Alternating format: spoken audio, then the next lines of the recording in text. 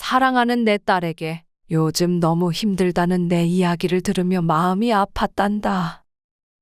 직장에서의 스트레스, 아이를 키우는 부담, 집안일까지. 정말 쉽지 않은 길을 걷고 있구나. 사실 엄마도 비슷한 길을 걸었단다. 지금과는 시대가 달랐지만 엄마도 너희 셋을 키우면서 일을 했었지. 그때는 워킹맘이라는 말도 없었고 그저 직장 다니는 엄마로 불리며 주변의 많은 편견과 싸워야 했어. 아침 일찍 일어나 너희 도시락을 싸고 하루 종일 일하고 돌아와 저녁을 준비하고 밤늦게까지 집안일을 하던 날들이 아직도 생생해. 그때는 지금처럼 아빠들이 육아에 참여하는 문화도 없었고 사회적 지원 시스템도 부족했지. 그럼에도 불구하고 엄마는 그 시간들을 후회하지 않아. 이를 통해 경제적 독립과 자아 실현을 이룰 수 있었고 그것이 결국 너희에게도 긍정적인 영향을 미쳤다고 생각하거든. 너희가 독립적이고 강인한 성인으로 자랄 수 있었던 것도 어쩌면 일하는 엄마의 모습을 보고 자랐기 때문일지도 모르겠구나. 물론 완벽하지 못했던 순간들도 많았어. 너의 학교 행사에 참석하지 못했던 날들, 피곤해서 제대로 놀아주지 못했던 저녁 시간들. 그때마다 죄책감에 시달렸지. 하지만 지금 생각해보면 그런 순간들보다 우리가 함께 웃고 이야기 나누었던 시간들이 더 중요했던 것 같아. 딸아, 너에게 해주고 싶은 말은 이거야.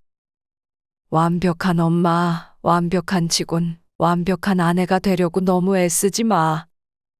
그런 완벽함은 존재하지 않아. 그저 매 순간 내가 할 수 있는 최선을 다하면 돼. 그리고 가끔은 스스로에게 휴식을 주는 것도 잊지 말고. 아이들은 생각보다 훨씬 더 강하고 현명해.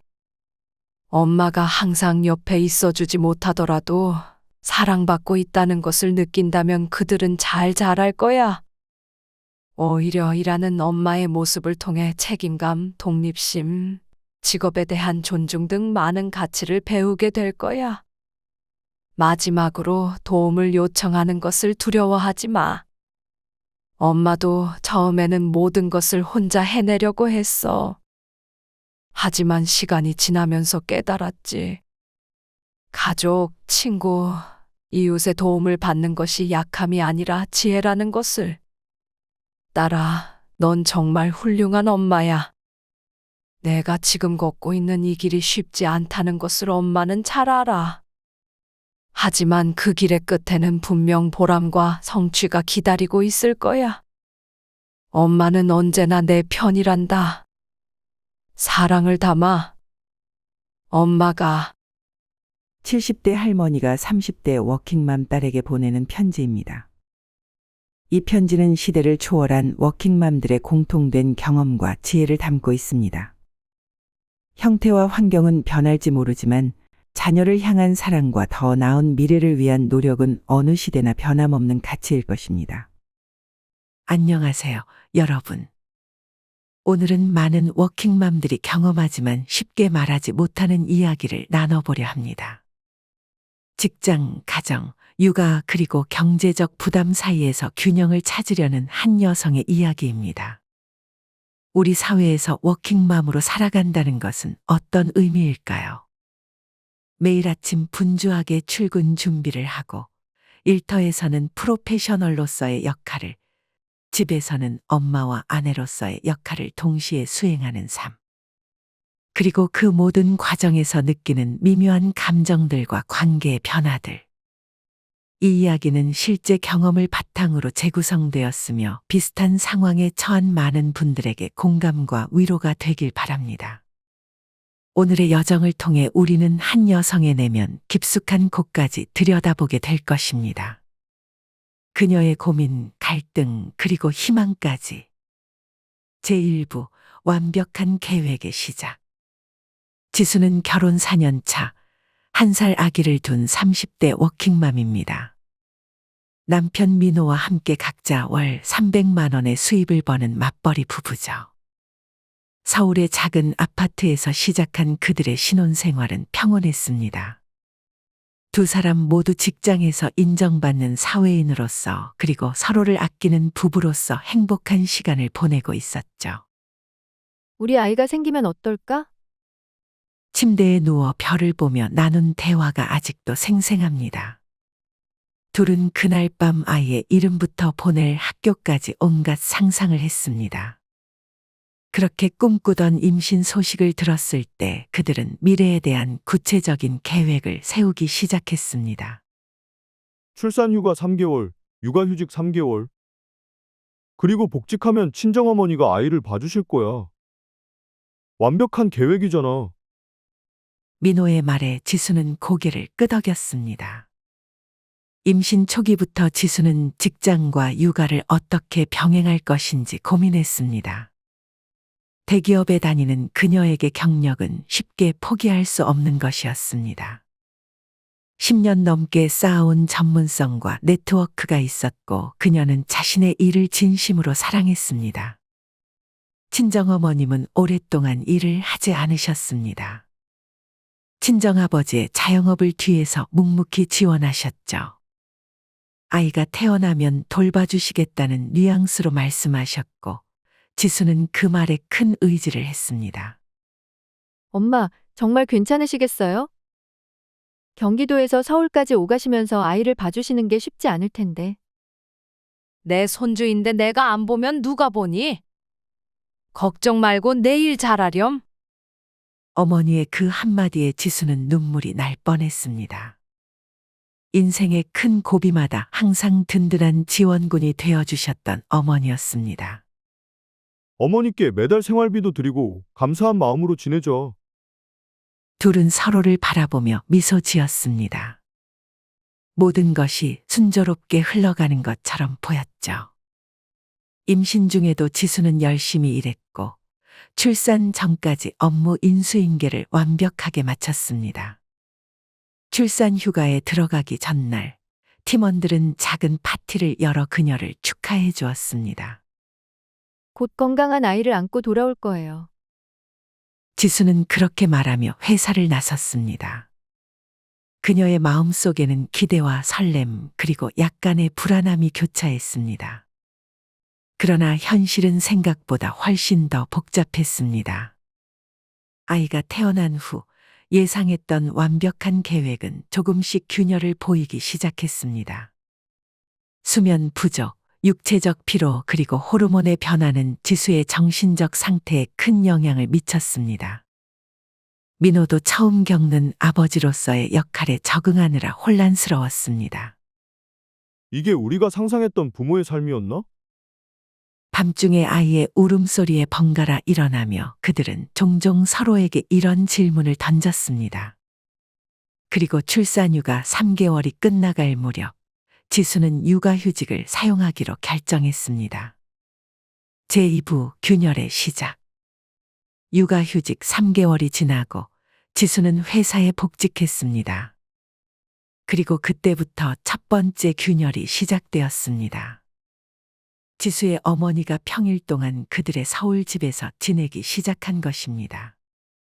경기도에 사시는 어머니는 월요일 아침 일찍 서울로 오셔서 금요일 저녁까지 지수네 집에서 생활하며 아이를 돌봐주셨습니다. 처음 몇 주는 모든 것이 순조로웠습니다. 아침에 출근하는 지수를 배웅하고 퇴근 후 돌아오면 깨끗이 목욕시킨 아이가 웃고 있었습니다. 어머니는 매일 정성스럽게 식사를 준비해 주셨고 집안은 항상 정돈되어 있었습니다. 엄마, 정말 감사해요. 엄마 덕분에 제가 마음 편히 일할 수 있어요. 지수는 진심으로 감사함을 느꼈습니다. 그러나 시간이 지날수록 작은 문제들이 드러나기 시작했습니다. 어느 날 밤, 민호가 조심스럽게 입을 열었습니다. 여보, 나 좀 얘기 좀 할 게 있어. 무슨 일이야? 어머님이. 응. 위생관념이 우리와 좀 달라. 민호는 아이의 젖병을 설거지하는 방식이나 음식을 보관하는 방법에 대해 언급했습니다. 세심하고 깔끔한 성격의 민호에게 이러한 차이점들은 작지 않은 스트레스였습니다. 사실 두 세대 간의 육아 방식 차이는 피할 수 없는 것이었습니다. 젖병 소독기를 사용하는 민호와 달리 어머니는 끓는 물에 삶는 전통적인 방식을 고수하셨습니다. 아이의 옷을 세탁할 때도 어머니는 특별한 아기 세제 대신 일반 세제를 사용하셨죠. 엄마, 이건 아기 전용 세제예요. 아기 피부에 자극이 덜하대요.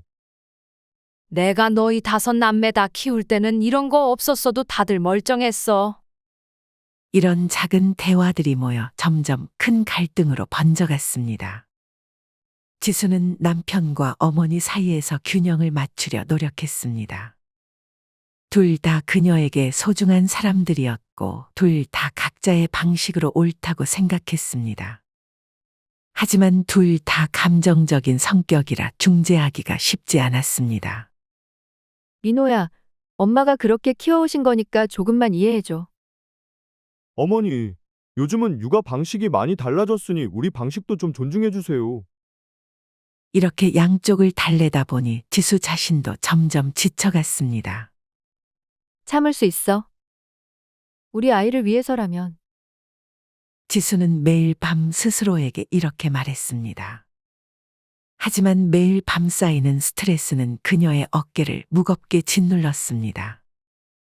회사에서는 복직 후 따라잡아야 할 업무가 산더미였고 집에서는 남편과 어머니 사이에 팽팽한 긴장감이 느껴졌습니다. 어느 일요일 아침, 지수가 부엌에서 설거지를 하고 있을 때였습니다. 민호가 다가와 그녀의 허리를 감싸 안았습니다. 여보, 미안해. 내가 너무 까다롭게 굴었나 봐. 지수는 깊은 한숨을 내쉬었습니다. 아니야. 내 말도 다 이해해. 그런데 엄마도 우리를 위해 최선을 다하고 계셔. 그걸 알아줬으면 해. 민호는 고개를 끄덕였지만 그의 눈빛에서 지수는 완전한 이해보다는 체념에 가까운 감정을 읽을 수 있었습니다. 이렇게 작은 갈등들이 쌓여가는 동안 아이는 하루가 다르게 자라났습니다. 첫 번째 이유식을 먹고 첫 번째 단어를 말하고 첫 번째 걸음마를 떼었습니다. 그리고 그런 특별한 순간들은 잠시나마 가족 모두에게 행복과 감동을 선사했습니다. 하지만 곧 또 다른 현실적인 문제가 그들 앞에 놓이게 되었습니다. 제3부 재정적 압박. 아이가 만 1살이 되어갈 무렵 지수와 민호는 중요한 결정에 직면했습니다. 바로 어린이집 문제였습니다. 영세반 연락 왔어요. 3월부터 갈 수 있대요. 지수는 퇴근 후 현관문을 열자마자 이 소식을 민호에게 전했습니다. 국공립 어린이집은 대기자가 많아 언제 자리가 날지 모르는 상황이었는데 갑자기 연락이 온 것입니다. 정말?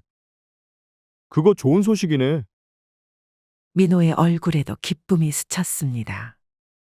그동안 어머니와의 미묘한 갈등으로 두 사람 모두 지쳐 있었고 어린이집이라는 새로운 대안은 그들에게 숨통을 트이게 해주는 것 같았습니다. 어린이집. 이제 엄마도 조금 편해지실 수 있겠다. 주중에 서울에 머무르시는 것도 부담스러우셨을 텐데. 지수는 그렇게 생각하며 안도했습니다. 하지만 곧 또 다른 현실적인 문제가 그녀의 머릿속을 채웠습니다.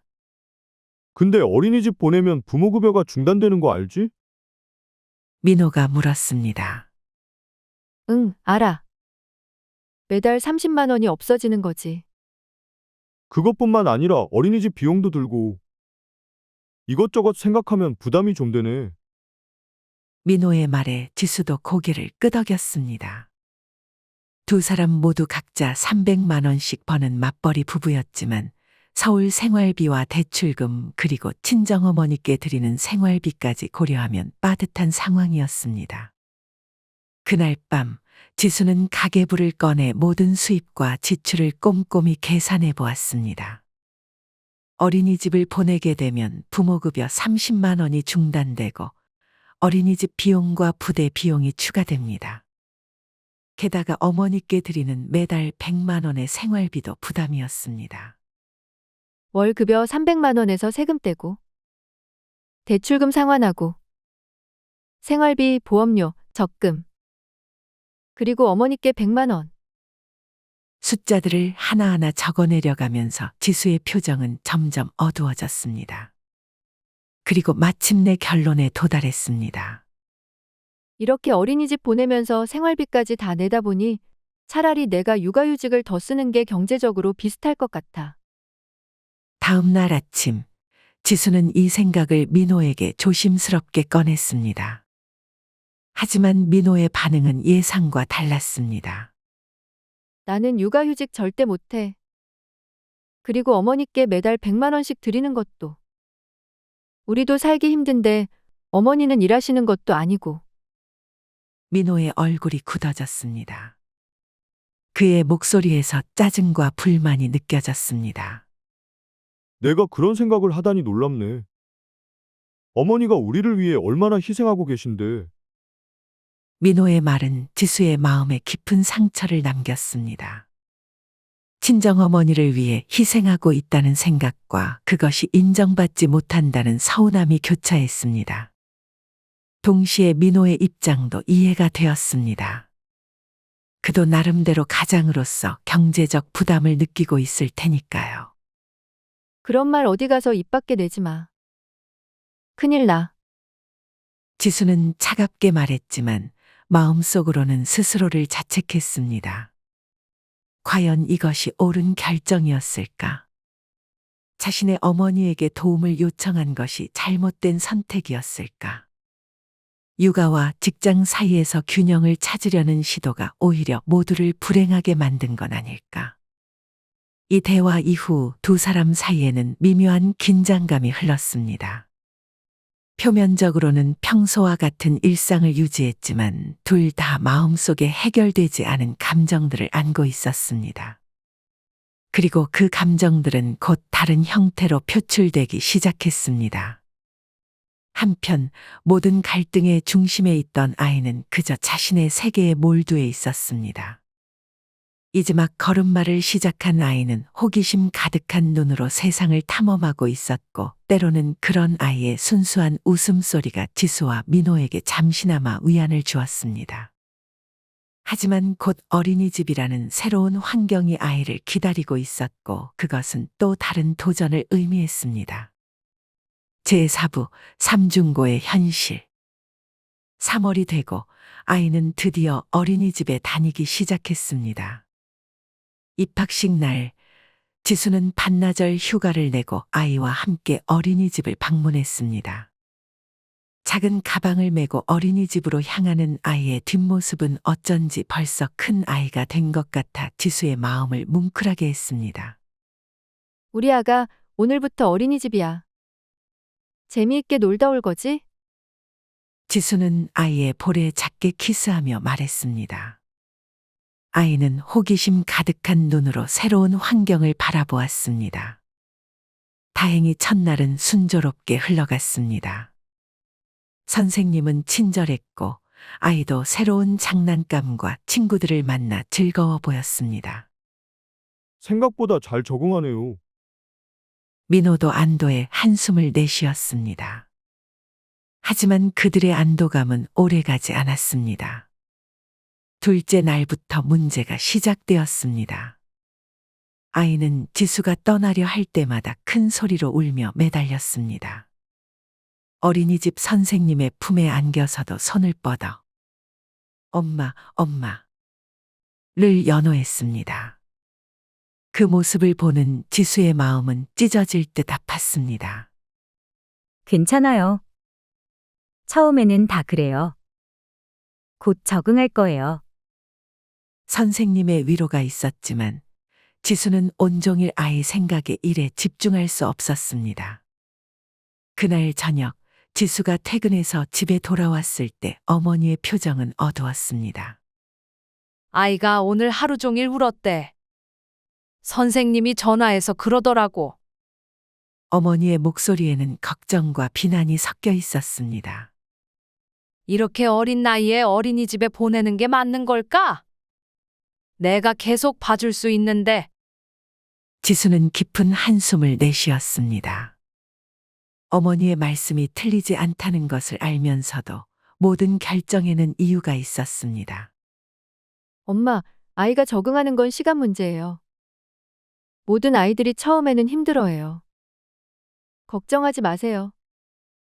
지수는 어머니를 위로하면서도 자신의 마음은 더욱 복잡해졌습니다.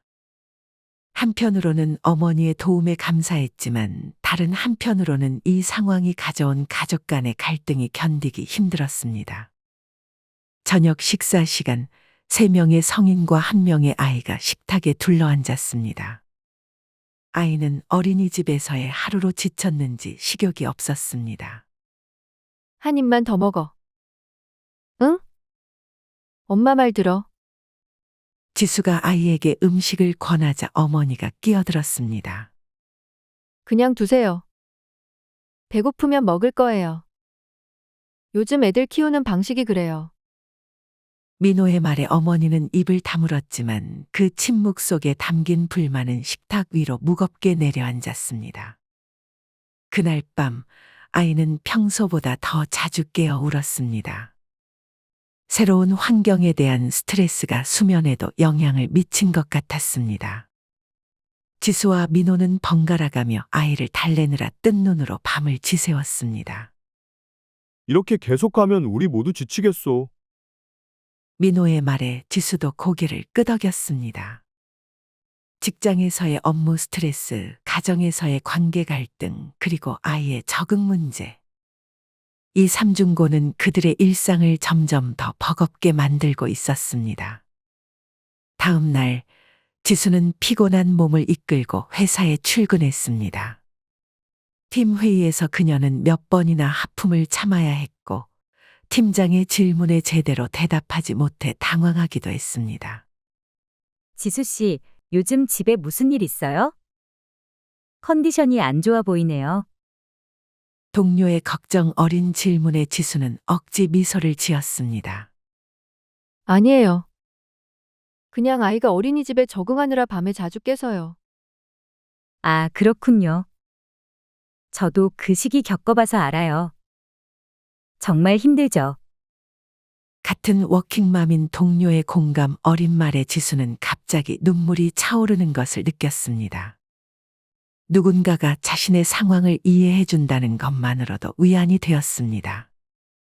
한편 집에서는 민호와 어머니 사이의 긴장감이 점점 고조되고 있었습니다.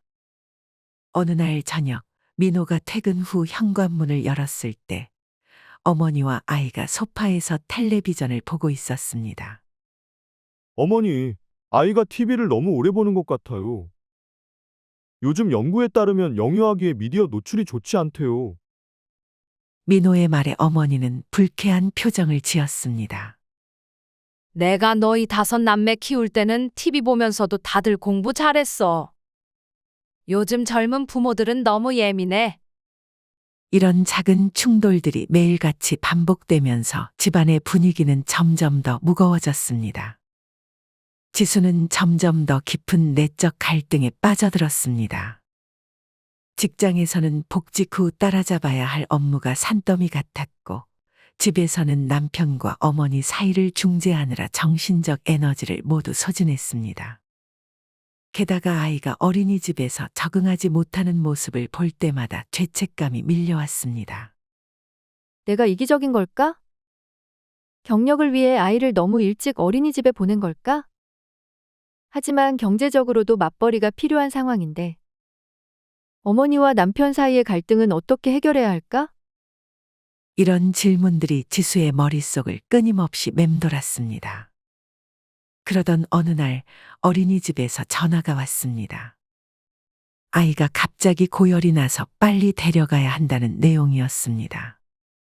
지수는 당황해서 중요한 회의를 중간에 빠져나왔고 어머니에게도 연락했습니다.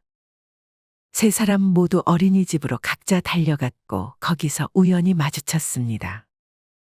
내가 먼저 전화 받았어요. 내가 아이 데려갈게요. 아니에요. 제가 데려갈게요. 어머님은 집에 가서 쉬세요. 둘 다 무슨 소리야? 내가 손주 볼게.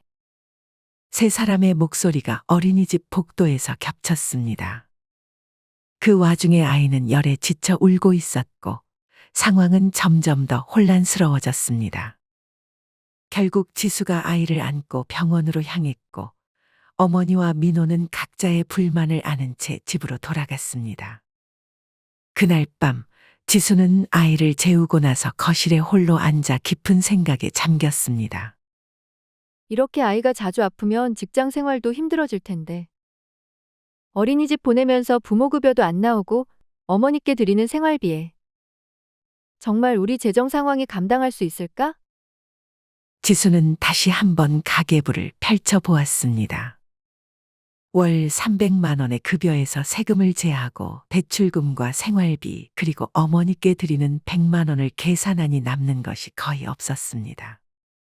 이대로는 저축은커녕 당장의 생활도 빠듯할 것 같았습니다. 시부모님께서 경제적으로 도와주신다고 하시는데 민호의 제안이 다시 떠올랐습니다. 시부모님은 두 분 다 일을 하시고 경제적으로 여유가 있으셨습니다.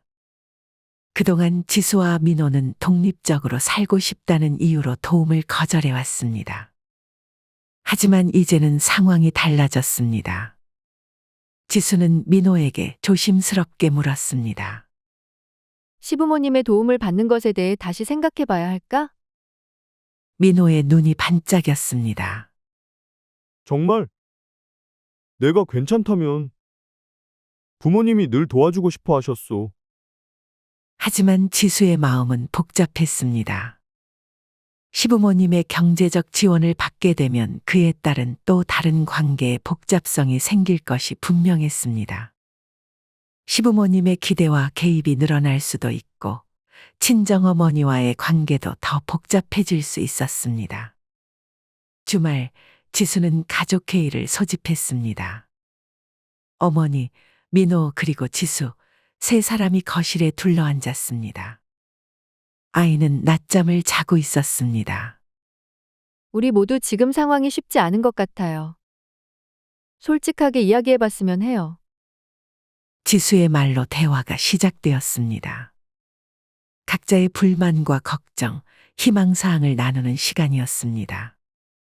어머니는 손주를 위해 최선을 다하고 있다는 것, 민호는 가정의 평화와 아이의 건강한 성장을 바란다는 것, 지수는 직장과 가정 사이에서 균형을 찾고 싶다는 것을 이야기했습니다.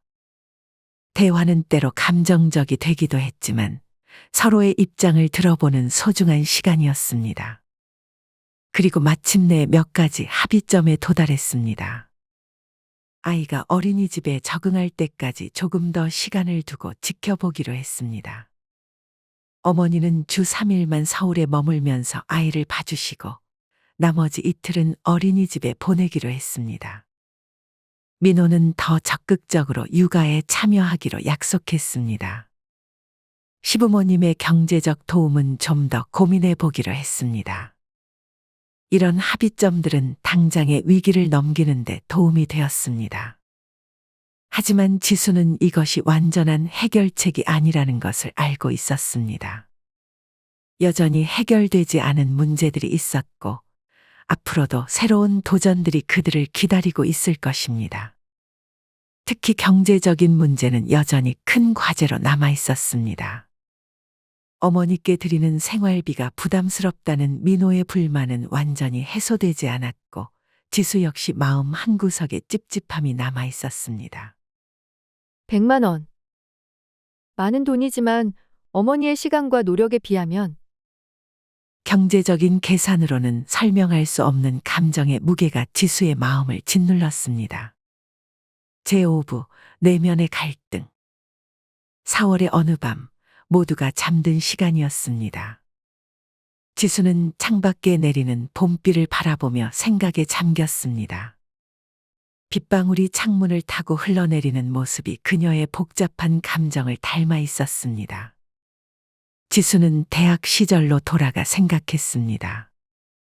그때 그녀는 어떤 꿈을 꾸었을까요? 성공적인 커리어우먼이 되고 싶었고 행복한 가정도 꾸리고 싶었습니다. 당시에는 그 두 가지가 양립할 수 있다고 단순하게 생각했었죠. 나는 일도 잘하고 가정도 행복하게 꾸릴 거야. 대학 친구와 나눈 대화가 떠올랐습니다. 그때는 모든 것이 가능해 보였습니다. 그러나 현실은 그렇게 단순하지 않았습니다. 엄마의 도움이 없었다면 나는 어떻게 직장과 육아를 병행했을까? 그런데 왜 이렇게 모두가 불행해 보이는 걸까? 지수는 자문자답하며 깊은 한숨을 내쉬었습니다. 그녀는 이 상황에서 누구를 탓할 수도 없었습니다. 모두가 각자의 방식으로 최선을 다하고 있었으니까요. 지수는 자신의 어머니에 대한 이야기를 남편과 나눌 때마다 마음이 아팠습니다.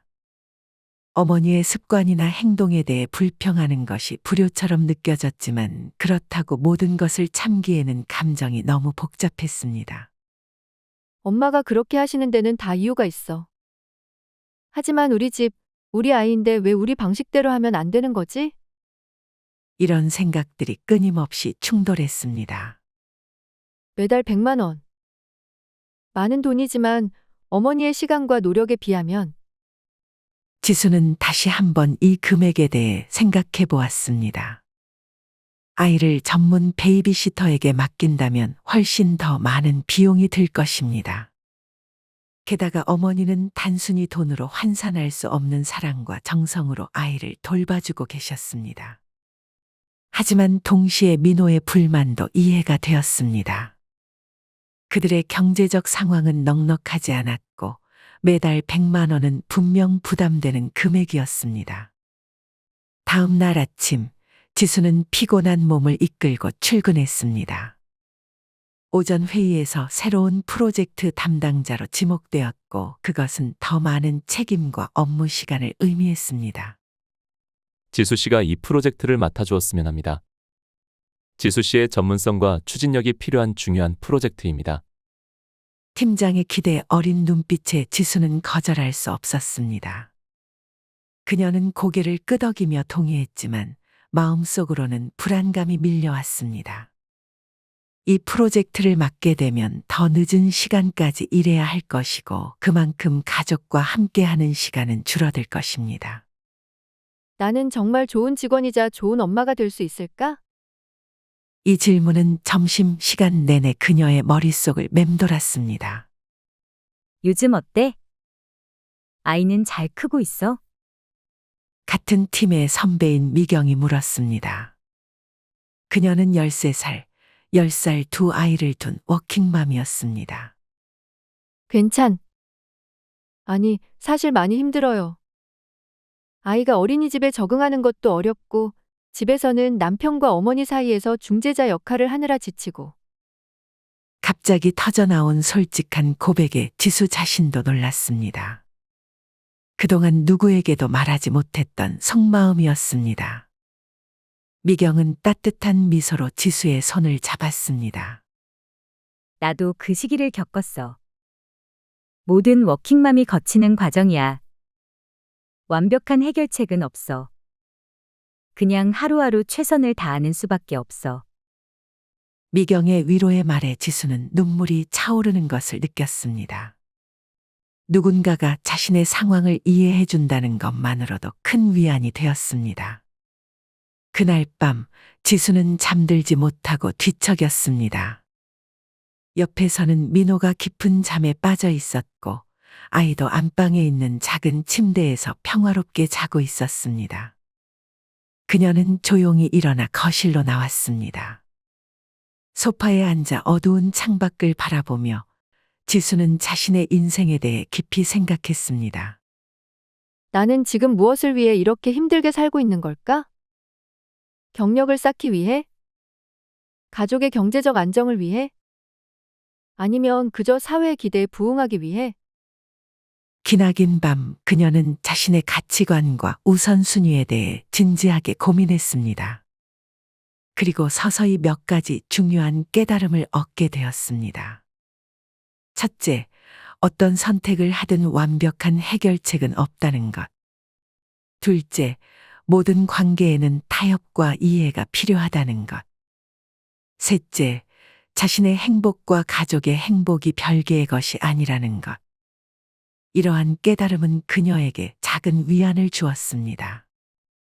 적어도 그녀는 이제 문제의 본질을 조금 더 명확하게 볼 수 있게 되었습니다. 새벽녘, 지수는 소파에서 깜빡 잠이 들었다가 아이의 울음소리에 깨어났습니다. 그녀는 서둘러 방으로 들어가 아이를 안아 올렸습니다. 엄마 여기 있어. 괜찮아, 우리 아가. 아이를 안고 흔들며 지수는 문득 이 순간이 얼마나 소중한지 깨달았습니다.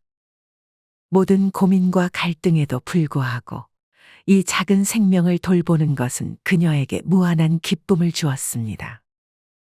어쩌면 완벽함을 추구하는 것이 문제일지도 몰라. 그냥 지금 이 순간을 소중히 여기는 것이 더 중요할지도. 그녀는 아이의 이마에 살포시 키스하며 생각했습니다. 제6부 균형 찾기. 봄이 깊어가는 4월 말, 지수의 가정에도 조금씩 변화가 생기기 시작했습니다.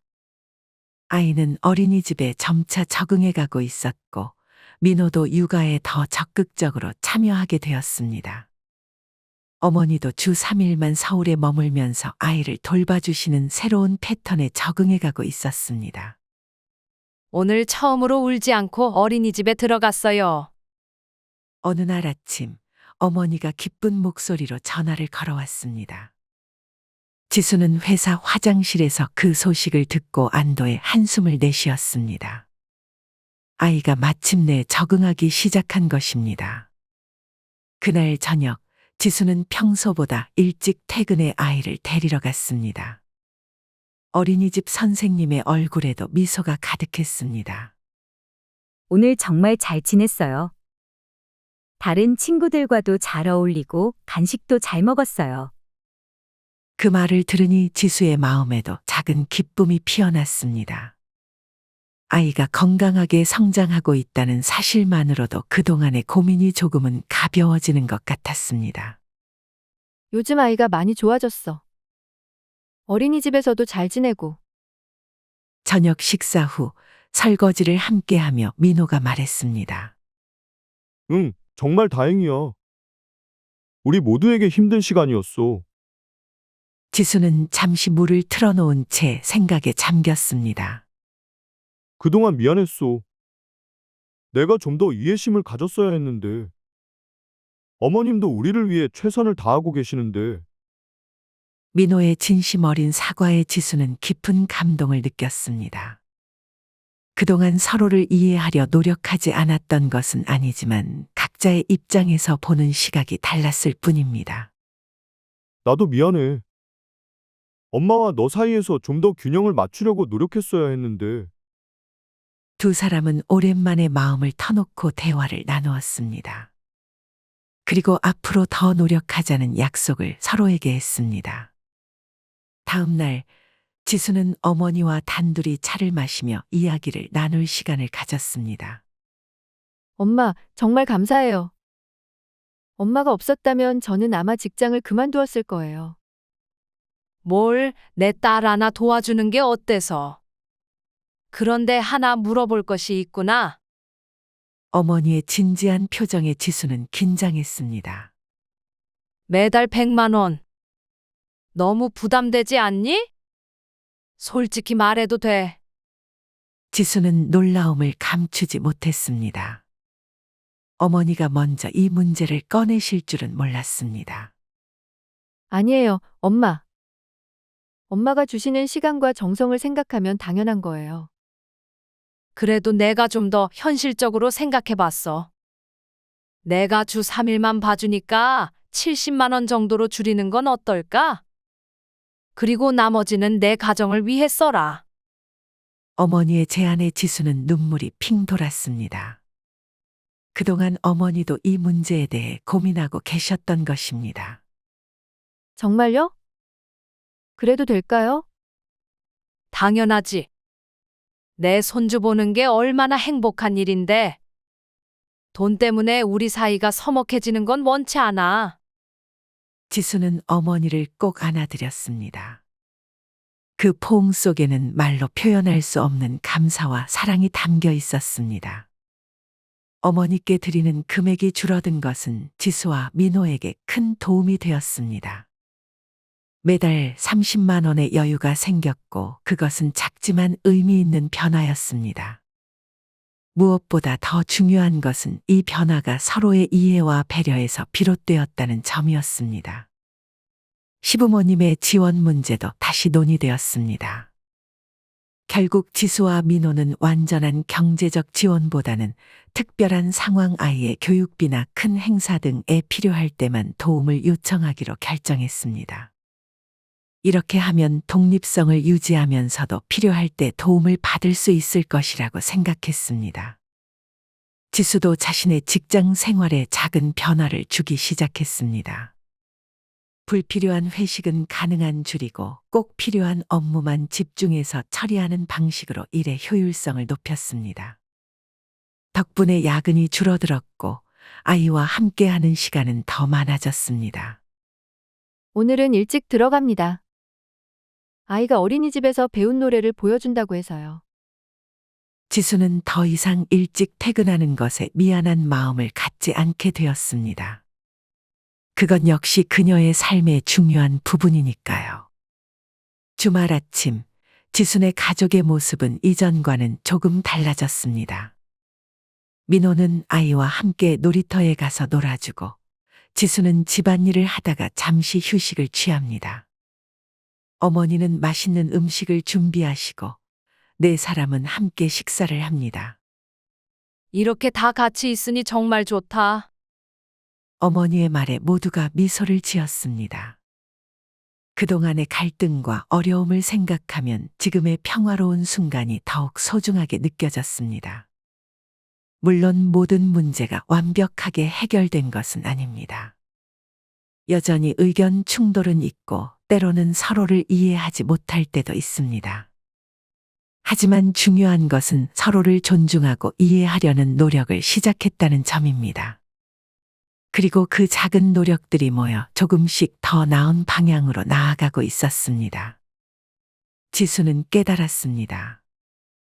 균형이란 모든 것이 완벽하게 조화를 이루는 상태가 아니라 계속해서 조정하고 노력하는 과정이라는 것을.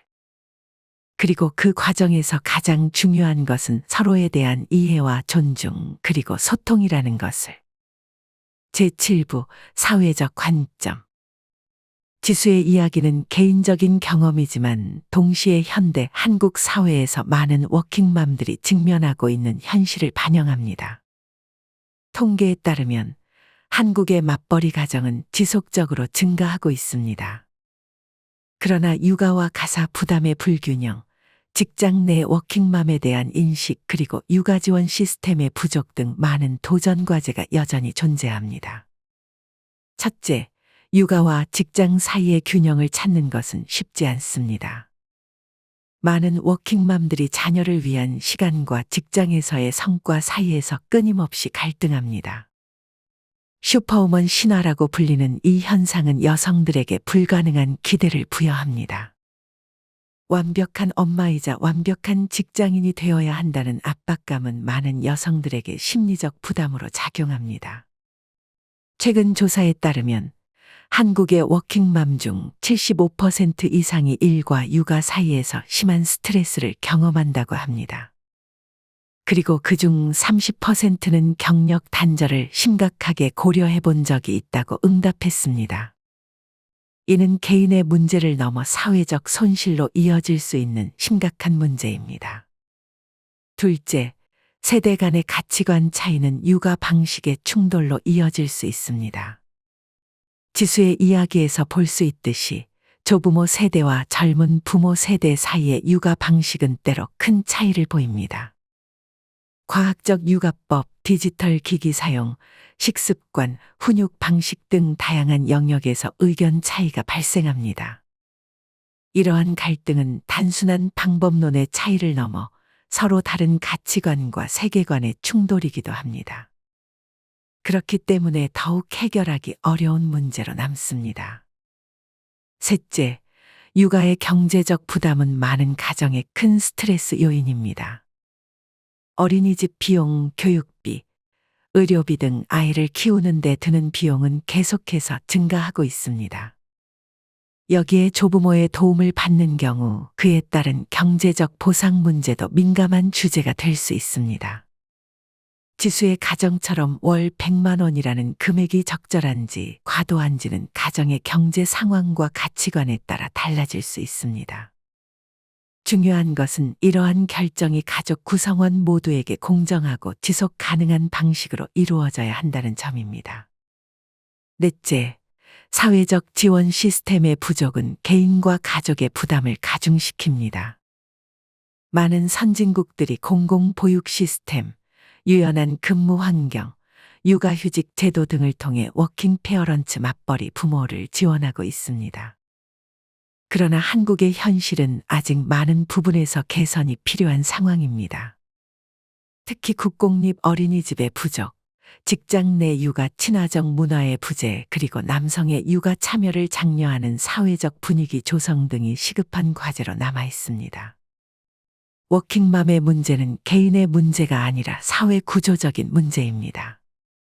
개인의 노력만으로는 해결할 수 없는 부분이 많기 때문에 사회 전체가 함께 고민하고 해결책을 모색해야 합니다. 가족학 전문가의 이 말은 워킹맘이 직면한 도전의 본질을 잘 설명해 줍니다.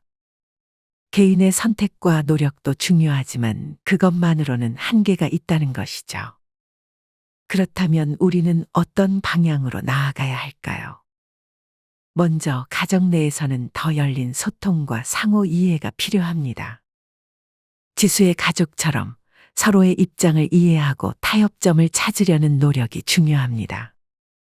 특히 세대 간 차이를 인정하고 존중하는 태도는 갈등 해결의 첫걸음이 될 수 있습니다. 사회적으로는 더 강력한 육아 지원 시스템과 워킹 페어런츠를 위한 유연한 근무 환경이 조성되어야 합니다. 육아는 더 이상 개인이나 가족만의 문제가 아닌 사회가 함께 책임져야 할 영역이기 때문입니다.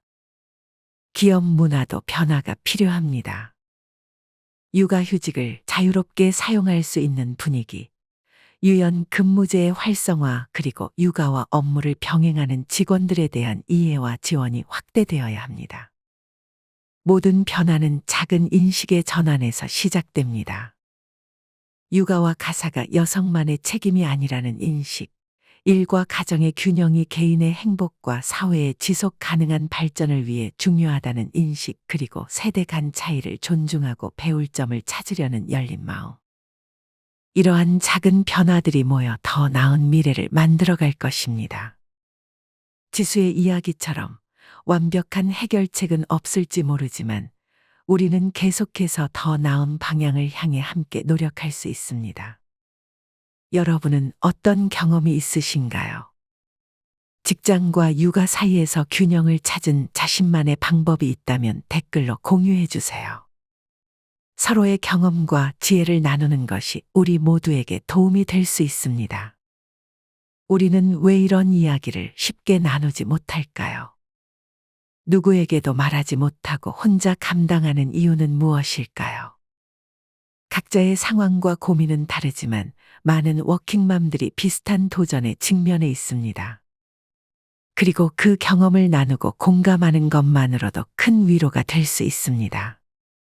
지수의 이야기는 아직 끝나지 않았습니다. 그녀는 여전히 매일 아침 직장으로 향하고 아이를 위한 최선의 선택을 고민하며 가족 간의 관계 속에서 균형을 찾아가고 있습니다. 그녀의 여정에는 여전히 많은 도전과 어려움이 있을 것입니다. 아이가 성장함에 따라 새로운 문제들이 등장할 것이고 직장에서도 새로운 과제들이 그녀를 기다리고 있을 것입니다. 하지만 지수는 이제 알고 있습니다. 완벽한 해결책을 찾는 것보다 중요한 것은 과정 속에서 서로를 이해하고 존중하는 것임을, 그리고 그 과정에서 자신도 성장하고 있다는 것을. 만약 여러분도 지수와 비슷한 상황에 처해 있다면 기억하세요. 당신은 혼자가 아닙니다. 많은 이들이 같은 길을 걷고 있고 같은 고민을 하고 있습니다. 그리고 그 여정에서 가장 중요한 것은 자신을 너무 가혹하게 대하지 않는 것입니다. 완벽한 엄마도, 완벽한 직원도, 완벽한 배우자도 없습니다. 그저 우리 모두 각자의 자리에서 최선을 다하고 있을 뿐입니다. 완벽한 해결책은 없을지 모르지만 우리는 모두 최선을 다하고 있다는 사실을 기억해야 합니다. 여러분 중에도 비슷한 상황에 처한 분들이 있다면 당신은 혼자가 아니라는 것을 기억하세요. 때로는 말하지 못하는 어려움이 우리를 더욱 고립시키지만 이야기를 나누고 서로의 경험을 공유할 때 우리는 공동체로서 성장할 수 있습니다. 오늘의 이야기가 누군가에게 위로가 되었기를 바랍니다. 다음 시간에 또 다른 이야기로 찾아뵙겠습니다. 감사합니다. 육아와 직장 그리고 가족 관계 사이에서 균형을 찾아가는 여정은 결코 쉽지 않습니다. 때로는 자신의 선택을 의심하기도 하고 때로는 모든 것을 포기하고 싶을 때도 있습니다. 하지만 그 여정 속에서 우리는 조금씩 성장합니다. 더 깊이 이해하고 더 진심으로 소통하며 더 현명한 선택을 하게 됩니다. 가족은 우리에게 가장 큰 기쁨을 주지만 때로는 가장 깊은 고민도 안겨줍니다. 그럼에도 불구하고 우리는 계속해서 서로를 이해하려 노력하고 함께 성장해 나갑니다. 지수의 이야기처럼 우리 모두의 삶은 계속해서 써내려가는 미완성의 이야기입니다. 그리고 그 이야기의 몇 페이지는 우리가 함께 만들어가는 것입니다. 여러분의 이야기는 어떻게 전개되고 있나요? 그리고 앞으로 어떤 페이지를 써내려가고 싶으신가요? 오늘도 각자의 자리에서 최선을 다하고 있는 모든 워킹맘, 워킹데드 그리고 그들을 지원하는 가족들에게 깊은 응원과 감사의 마음을 전합니다. 이상으로 가족 관계와 생활비 갈등의 현실을 마치겠습니다. 여러분의 소중한 시간을 함께 해주셔서 감사합니다. 댓글로 여러분의 생각과 경험을 나눠주시면 더욱 감사하겠습니다. 다음 이야기에서 다시 만나 뵙겠습니다. 전문가 인터뷰, 워킹맘의 현실과 해결책. 지수의 이야기를 통해 많은 워킹맘들이 경험하는 어려움을 살펴보았습니다. 이제 이 문제에 대한 더 깊은 이해를 위해 가족 심리 전문가인 김지연 박사와의 인터뷰를 소개해드립니다. 김 박사님, 현대 한국 사회에서 워킹맘들이 직면하는 가장 큰 도전은 무엇이라고 생각하시나요? 여러 가지가 있겠지만 가장 큰 도전은 역할 갈등이라고 볼 수 있습니다. 직장인으로서의 역할, 엄마로서의 역할, 아내로서의 역할 등 여러 가지 역할을 동시에 수행해야 하는데 이 역할들이 종종 서로 충돌합니다. 예를 들어 아이가 아플 때 회사에 가야 하는 상황이라든지 중요한 프로젝트가 있을 때 가족 행사에 참석해야 하는 경우 등이죠. 또한 사회적 기대와 현실 사이의 간극도 큰 문제입니다. 우리 사회는 여전히 어머니에게 주 양육자로서의 역할을 기대하면서도 직장에서는 마치 양육 책임이 없는 것처럼 일하기를 요구하는 경우가 많습니다. 이런 모순된 기대가 워킹맘들에게 큰 스트레스를 주고 있습니다. 지수의 이야기에서 볼 수 있듯이 세대 간 육아 방식의 차이도 큰 갈등 요소인 것 같습니다. 이에 대해 어떻게 생각하시나요? 네, 세대 간 육아 방식의 차이는 매우 흔한 갈등 요소입니다.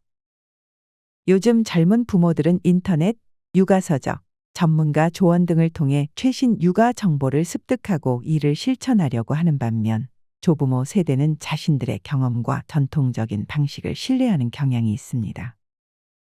이 차이는 단순한 방법론의 차이를 넘어 가치관과 세계관의 차이에서 비롯되는 경우가 많습니다.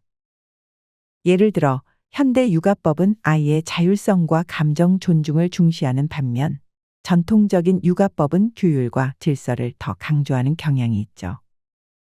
중요한 것은 서로의 접근 방식에 장단점이 있다는 것을 인정하고 극단적으로 한쪽 방식만 고수하기보다는 아이에게 가장 좋은 것이 무엇인지를 중심으로 대화하는 것입니다.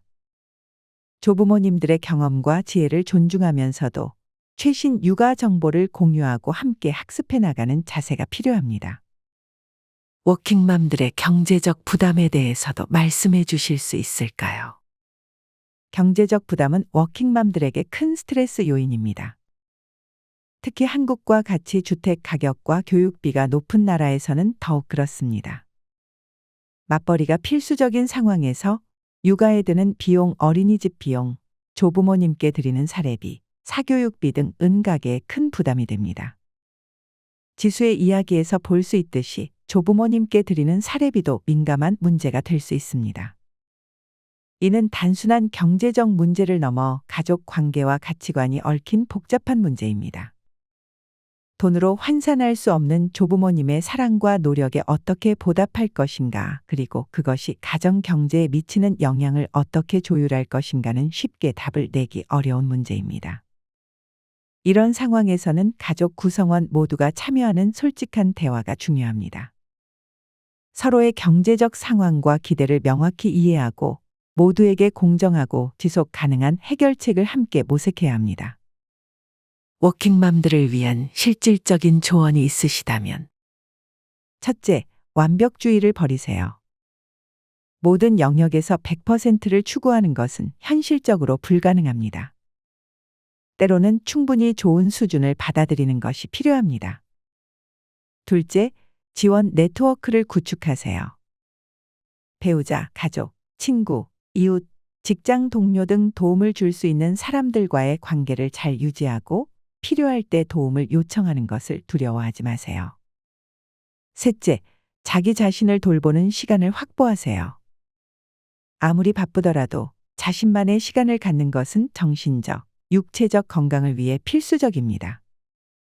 그것이 20분의 명상이든 30분의 조깅이든 친구와의 커피 타임이든 상관없습니다. 넷째, 직장에서 가능한 유연성을 확보하세요. 재택근무, 유연근무제 등 가능한 옵션이 있다면 적극적으로 활용하세요. 그리고 업무 시간 내에 효율적으로 일하는 습관을 들이는 것도 중요합니다. 마지막으로 다른 워킹맘들과 경험을 공유하세요. 비슷한 상황에 있는 사람들과의 대화는 큰 위로와 실질적인 조언을 얻을 수 있는 좋은 방법입니다. 사회적으로는 어떤 변화가 필요하다고 보시나요? 개인의 노력만으로는 한계가 있습니다. 사회적, 제도적 변화가 반드시 필요합니다. 첫째, 양질의 공공보육 시스템이 확대되어야 합니다. 국공립 어린이집의 증설, 보육교사의 처우 개선, 다양한 보육 서비스 제공 등이 필요합니다. 둘째, 직장 문화의 변화가 필요합니다. 육아휴직을 자유롭게 사용할 수 있는 분위기, 불필요한 야근 줄이기, 가족 친화적 제도 도입 등이 필요합니다. 특히 남성의 육아 참여를 장려하는 문화가 중요합니다. 셋째, 정부 정책의 개선이 필요합니다. 육아휴직 기간 및 급여 확대, 유연근무제 활성화를 위한 지원, 워킹 페어런츠를 위한 세제 혜택 등이 고려될 수 있습니다. 넷째, 사회적 인식의 변화가 필요합니다. 육아와 가사는 여성만의 책임이 아니라는 인식, 일과 가정의 균형이 모두에게 중요하다는 인식이 확산되어야 합니다. 이러한 변화들이 함께 이루어질 때 워킹맘들이 경험하는 어려움은 크게 줄어들 것이라고 생각합니다. 지수의 이야기와 전문가의 조언에 이어 다양한 상황에 있는 워킹맘들의 생생한 경험을 들어보겠습니다. 이 이야기들은 여러분이 혼자가 아니라는 것, 그리고 각자의 방식으로 이 여정을 헤쳐나가고 있다는 것을 보여줍니다. 미나 36세, 초등학생 자녀. 저는 아이가 초등학교에 입학하면서 새로운 도전에 직면했어요. 어린이집이나 유치원과 달리 초등학교는 3시나 4시에 끝나버리거든요. 그 시간에 제가 아이를 데리러 갈 수 없으니 학원을 보내게 되었죠. 처음에는 너무 어린 나이에 학원을 보내는 것이 죄책감으로 다가왔어요. 하지만 학원에서 친구들도 사귀고 다양한 경험을 하는 모습을 보니 마음이 조금 놓이더라고요. 그리고 주말에는 최대한 아이와 질 좋은 시간을 보내려고 노력해요. 박물관에 가거나 함께 요리를 하거나 그냥 공원에서 놀기도 하고요. 일과 육아를 병행하는 것은 여전히 쉽지 않지만 아이가 자라면서 저도 함께 성장하고 있는 것 같아요. 힘들 때마다 이것도 지나가리라는 말을 되새기며 하루하루를 버티고 있답니다. 수진 42세, 중학생과 초등학생 자녀. 두 아이를 키우면서 풀타임으로 일하는 것은 정말 전쟁 같아요. 특히 큰아이가 사춘기에 접어들면서 더 많은 관심과 대화가 필요한데 그럴 시간과 에너지가 부족할 때가 많아요. 제가 발견한 가장 큰 비결은 위임이에요. 모든 것을 내가 직접 할 필요는 없더라고요. 남편에게 많은 부분을 분담했고 아이들도 나이에 맞게 집안일을 돕게 했어요. 처음에는 내가 하는 것보다 못하겠지라는 생각이 들었지만 시간이 지나면서 그들도 충분히 잘 해내더라고요. 또 하나 중요한 것은 직장에서의 경계 설정이에요. 예전에는 항상 완벽한 직원이 되려고 노력했는데 이제는 충분히 좋은 직원이 되는 것에 만족해요. 불필요한 회식은 과감히 거절하고 정시 퇴근을 위해 업무 시간을 효율적으로 사용하는 데 집중하고 있어요. 유나 29세, 영아 자녀. 저는 첫 아이를 낳고 6개월 만에 복직했어요. 솔직히 너무 이른 복직이었다고 생각해요. 아이와의 애착 형성이 충분히 이루어지기 전에 떨어져 지내야 했고 그로 인한 죄책감이 정말 컸어요. 하지만 경제적인 이유로 어쩔 수 없는 선택이었어요. 남편의 수입만으로는 서울에서 생활하기가 너무 빠듯했거든요. 지금은 친정어머니와 시어머니가 번갈아가며 아이를 봐주고 계세요. 두 분 모두 너무 감사하지만 가끔은 육아 방식의 차이로 갈등이 생기기도 해요. 특히 이유식이나 수면 습관 등에서요. 그럴 때마다 정말 조심스럽게 대화를 나누려고 해요. 요즘은 이렇게 하는 것이 좋다고 해요라는 식으로 정보를 공유하면서요. 아직 갈 길이 멀지만 하루하루 조금씩 나아지고 있다고 생각해요. 그리고 언젠가는 아이에게 엄마가 일을 하면서도 너를 정말 사랑했다는 것을 이해시키고 싶어요. 혜진 45세 대학생과 고등학생 자녀. 저는 20년 넘게 워킹맘으로 살아왔어요. 돌이켜보면 정말 많은 우여곡절이 있었죠. 첫 아이 때는 모든 것이 완벽해야 한다는 강박에 시달렸고 둘째 때는 좀 더 여유가 생겼어요. 가장 힘들었던 시기는 아이들이 중고등학생이 되었을 때였어요. 학업 스트레스, 친구 관계, 진로 고민. 이런 문제들을 함께 나누고 싶은데 바쁜 일상에 치여 충분한 대화 시간을 갖지 못할 때가 많았죠.